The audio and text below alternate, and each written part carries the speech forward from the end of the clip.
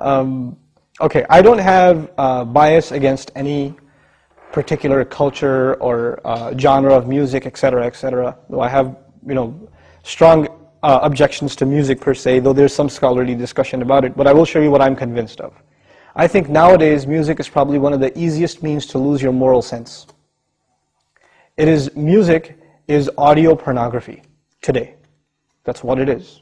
It's explicit, it's shameless, it's vulgar, it takes your sense of humanity away from you, it makes you look at women as objects, worse than animals. And these people are talking about women like they're talking about, an animal, really. It objectifies women, and especially I've noticed a lot of the brothers that I know of, Muslims, that are really into the hip-hop scene, and they're kind of doing the hifz of the song, right? They're memorizing the song, and they're really good at reciting it with perfect tajweed too, right? And so they do that, and it's just horrible language, horrible, horrific language. The only simple response I have to that, if you have any regard for the Book of Allah, that you really think it's from Allah, بِئْسَ الْإِسْمُ الْفُسُوقُ بَعْدَ الْإِيمَانِ. Even the name, the mention, the word for something bad is terrible once you have faith. Even the mention of something terrible is horrible for you, it's harmful for you after you have faith. You have to have a clean tongue. You have to say what قُلْ لِعِبَادِي يَقُولْ الَّتِي هِيَ أَحْسَنُ. Tell my slaves to say that which is the best. Say what is the best. Say good things from your mouth.